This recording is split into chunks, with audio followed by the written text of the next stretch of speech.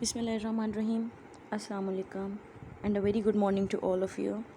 Today we are studying our next topic of chapter 2, that is the biological importance of water, and today's date is 12th of August. And today's topic is biological importance of water. You all know that the water is so essential for life and there is no existence of a life without a water. Is the Allah, the Almighty, has created all the living organisms from water.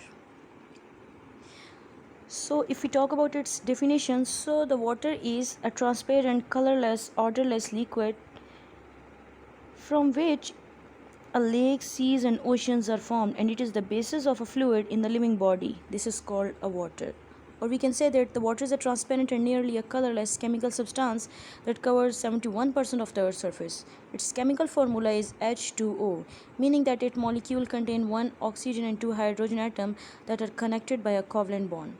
Percentage distribution of the water: 96.5% in seas and oceans. Groundwater is about 17%, glaciers and ice caps about 17%, and water vapor 0.001%. It is so essential for the existence of the protoplasm because the protoplasm can't survive if its water content is reduced as low as 10%. Because of its immense property, the water is present in a sufficient amount in most of the places on Earth. The chemical and the physical properties of the water are designed that they are absolutely important for the vital processes of life. Okay, properties of water. So the first property is a polar nature of the water. As you all know that a water is a polar molecule, and in a water molecule the two hydrogen atoms are found to one side of an oxygen atom. Mean to say that कि आप अगर water molecule की बात करें तो आपको दो hydrogen atom नज़र आएंगे और एक आपको ऑक्सीजन एटम जो है वो नज़र आएगा, ठीक है। और ऑक्सीजन एंड जो मॉलिक्यूल है वो इलेक्ट्रोनेगेटिव है, being a partial negative charge, जबकि हाइड्रोजन एंड की बात की जाए तो वो इलेक्ट्रो पॉजिटिव है, being a partial negative positive charge, ठीक है। और ये एक दूसरे से मिले हुए हैं, ये बॉन्ड बने हुए हैं इनके, these are bonded to one another with the help of a hydrogen bond because hydrogen bond are much weaker than the covalent bond, but they still cause the water molecule to remain attached together, ठीक है। तो हम कहते हैं कि हमारे पास क्या होता है कि जो ऑक्सीजन एटम होता है that pulls the bonding electron towards it, which make the oxygen slightly negative charge, and hydrogen atom have a positive charge. So if we talk about its hydrogen bonding, there is a weak electrical attraction between a hydrogen in one molecule and oxygen in another. This is called a hydrogen bond. I told you in previous slide. In a liquid state, the water molecule undergo a hydrogen bonding with a surrounding molecule. The bond breaks and reform as a molecule move around. ठीक है। Hydrogen bond की बात की जाए तो आपको पता है water molecule slightly negative charge है एट द ऑक्सीजन एंड और स्लाइटली पॉजिटिव चार्ज है एट हाइड्रोजन एंड। तो ये इसका क्या है, पोलर नेचर ऑफ वाटर आ गई, जो कि इसकी फर्स्ट प्रॉपर्टी है, ठीक है। सॉल्वेंट प्रॉपर्टी है, यूनिवर्सल सॉल्वेंट की अगर बात की जाए तो due to its polar nature, किसके ऊपर जो है वो इलेक्ट्रोपॉजिटिव और इलेक्ट्रोनेगेटिव चार्ज है, हम कहते हैं कि it dissolve almost all type of the polar substances and therefore it is regarded as a a universal solvent. The dipoles on the water make it an excellent solvent. Any substance that is purely small molecule with charges on them or that can separate into ion can dissolve in water. ऐसा molecule जिसके ऊपर charges हों easily वो ion के अंदर जो है वो क्या हो सकता है, डिसोसिएट हो सकते हैं और डिज़ोल्व हो सकते हैं वाटर के अंदर। They are known as hydrophilic, water loving, उनको वाटर लविंग हम कह सकते हैं। बेस्ट एग्जांपल अगर देखा जाए तो आपके सामने है, हम ये भी कह सकते हैं कि water provides the medium for the most chemical reactions in the cell. Best example आपके पास सोडियम क्लोराइड की है। So how it helps in transport blood plasma is mainly a water and carries many substances in solution including glucose, oxygen and ions such as sodium. Water, the universal solvent. One of the most valuable property of the water is its ability to dissolve. किसके अंदर बहुत सारे जो हमारे पास molecules हैं वो ये polar substances है वो क्या हो जाती हैं, इसके अंदर डिज़ोल्व होते हैं, इसीलिए इसको यूनिवर्सल सॉल्वेंट भी कहा जाता है। An individual water molecule has a bend shape with HOH bond angle of approximately 105 degree. ये पोलर है, इसके ऊपर पॉजिटिव और नेगेटिव चार्ज है इसके एंड के ऊपर।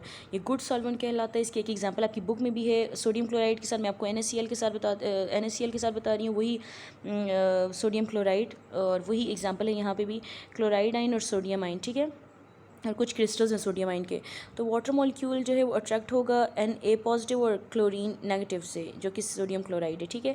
तो हम सिंपल कह सकते हैं कि सोडियम क्लोराइड को जब हम वाटर के अंदर पुट करेंगे तो as a result electronegative and जो मॉलिक्यूल होगा वो अट्रैक्ट हो जाएगा सोडियम आयन की तरफ, और इलेक्ट्रोपॉजिटिव एंड जो वाटर को होगा वो अट्रैक्ट हो जाएगा क्लोराइड आयन की तरफ। एज ए रिजल्ट हमारे पास जो सोडियम और क्लोराइड आयन है वो सेपरेट हो जाएंगे और डिजोल्व हो जाएंगे वाटर के अंदर, because water dissolve all the mineral present in the soil which are absorb by the plant roots and transported to the another tissue. तो इस तरह जो है ये हमारे पास इसकी नेक्स्ट प्रॉपर्टी आ गई, water is a universal solvent. Thermal properties की अगर बात की जाए तो हम कहते हैं ये फैक्ट है the specific heat capacity of the water, कि water has a high specific heat capacity या high specific heat. So high specific heat क्या होता है? It is the amount of heat energy required to raise the temperature of 1 gram of water by 1 degree Celsius.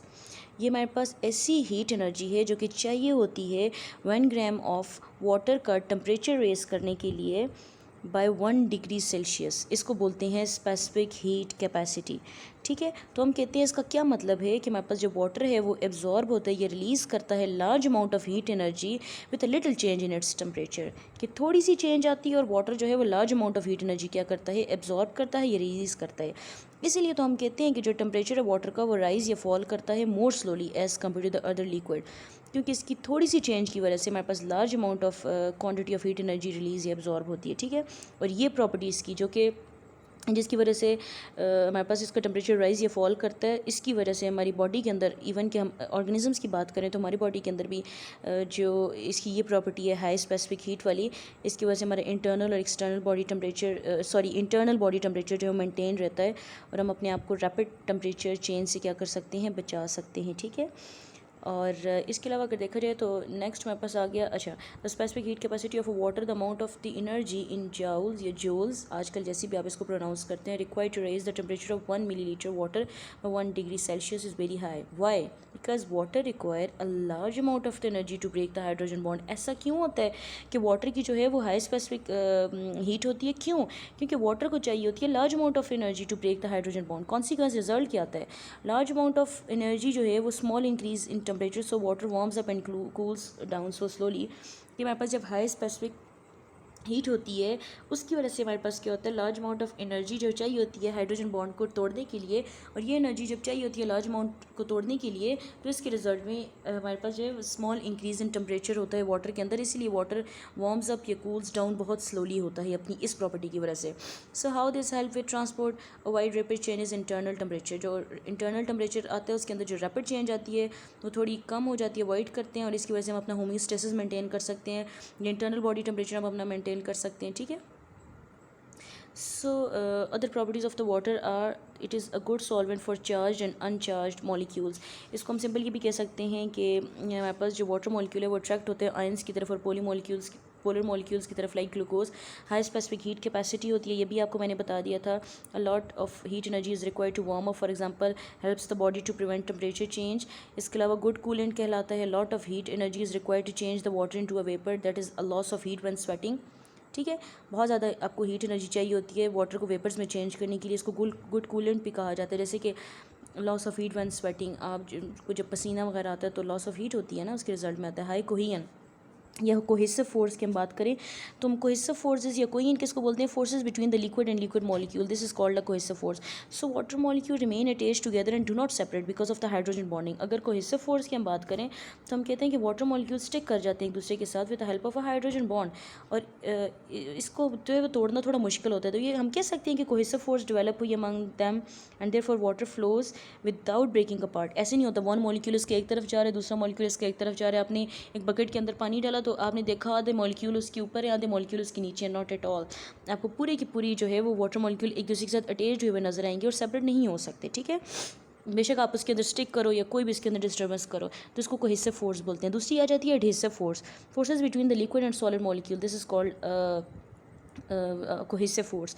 तो ये भी है इसकी property है कि वाटर जो है एडहियर कर जाता है, स्टिक कर जाता है सर्फेसिस के साथ। For example it can fill a tubular vessels, जो हमारे पास जाइलम की वेजल्स होती हैं उनके अंदर फिल अप हो जाता है और एंड स्टिल फ्लोज, और वहाँ से वो गुजरता रहता है, so that the dissolve molecules are evenly distributed throughout a system. तो इस तरह करते करते ये एक मॉलिक्यूल दूसरे के साथ जुड़ते जुड़ते जो है वो जाइलम की वेसल्स के अंदर जाते जाते पूरी, जाइलम आपको पता है ना वाटर कंडक्टिंग टिश्यू है, तो करते करते पूरी बॉडी के अंदर जो है प्लांट बॉडी के अंदर पानी चला जाता है, ठीक है। It can be reactive with various substances, ये रिएक्ट करता है डिफरेंट सब्सटेंसेस के साथ हाइड्रोलिसिस एंड फोटोसिंथेसिस के रिएक्शन में। इसके अलावा can't be compressed, water molecules are pulled closely together by hydrogen bond, so it is relatively dense. For example, earth form have as an hydrostatic skeleton and plant get their turgidity from water. जो अर्थ form है इसके अंदर hydrostatic skeleton होता है, means उसके अंदर water होता है, ठीक है, इसको बोलते हैं हाइड्रोस्टैटिक स्केलेटन। और इसके अलावा प्लांट जो अपनी वाटर ये लेते हैं, टर्जिडिटी जो होती है उनकी, टर्गर होना या प्रेशर उनके अंदर जो होता है वो भी किसकी वजह से होता है, वाटर की वजह से होता है। So this is lecture part 1। Part 2 के अंदर आपको मैं इसकी और जो कुछ प्रॉपर्टीज़ हैं उनके बारे में बताती हूँ।